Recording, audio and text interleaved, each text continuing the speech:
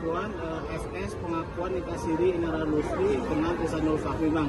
Nah pertanyaannya nih Bang, secara hukum apakah laporan dugaan perselingkuhan dan perzinahan masih relevan jika belakangan pihak terlapor mengaku sudah nikah siri? Ya artinya begini, bahwa siapapun boleh melapor. Yang ini kan yang melapor adalah istrinya daripada siapa namanya? Ihsanul itu ya kan, Ihsanul itu melapor ya kan istrinya dengan pasal perzinahan. Artinya bahwa siapapun melapor bisa saja kena. Jadi ya kan ketika itu masuk dalam laporan dan itu adalah laporan perzinahan, ya kan saya rasa bisa itu dilaporkan walaupun dia menikah siri, karena nikah siri itu tidak dikenal, ya kan nikah siri tidak dikenal. Kenapa sekarang melakukan nikah siri? Pasti ada sebabnya. Kalau misalkan semuanya dalam keadaan normal, pasti juga nggak akan mau melakukan nikah siri. Terus ini Bang, apakah nikah siri dapat menjadi alasan pembelaan atau alasan pembenar terhadap laporan perzinahan dalam KUHP Bang? Kan jelas bahwa nikah siri itu kan tidak tercatat di dalam lembaran negara. Ya kan artinya bahwa Undang-Undang Perkawinan Nomor 1 Tahun 74 kan yang tercatat di negara itu yang diakui.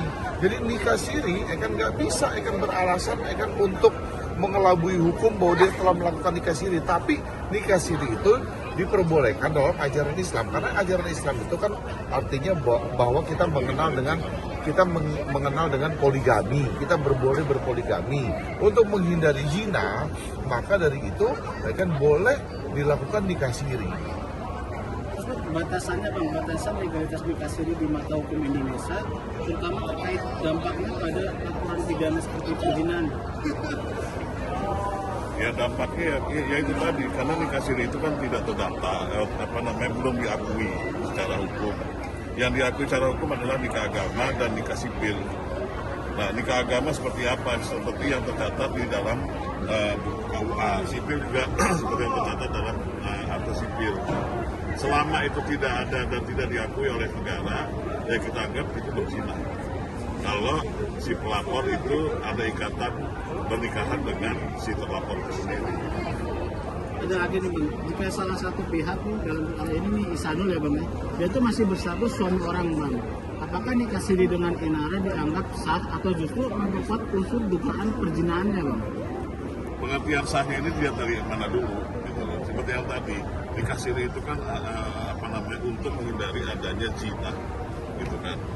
Nah, karena untuk menghindari adanya zina maka diberikan ruang untuk melakukan nikah siri secara agama, tapi tidak berarti itu tidak bisa dilanjutkan, itu harus dilanjutkan ke kantor urusan agama sebesar. Ada lagi Bang, dalam undang-undang perkawinan dan KUHP Bang, bagaimana posisi hukum seorang pria menikah siri tanpa seizin istri sah? Terus apakah ini termasuk poligami ilegal atau masuk ranah pidana Bang? Iya.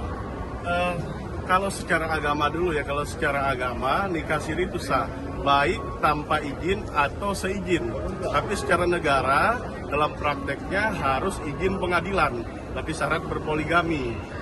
Tetapi dalam hukum pidana ini masih debatable, karena dalam undang-undang perkawinan itu pernikahan dianggap sah apabila dijalankan sesuai dengan agama dan kepercayaan masing-masing. Seperti itu. Oke, pertanyaan terakhir nih Bang, apakah pengakuan nikah siri dapat menghapus unsur pidana atau tetap berpotensi dijerat pasal perzinahan karena tidak tercatat di negara? Ya pasti berpotensi lah, ya kan iya, karena pernikahan siri itu kan tidak tercatat.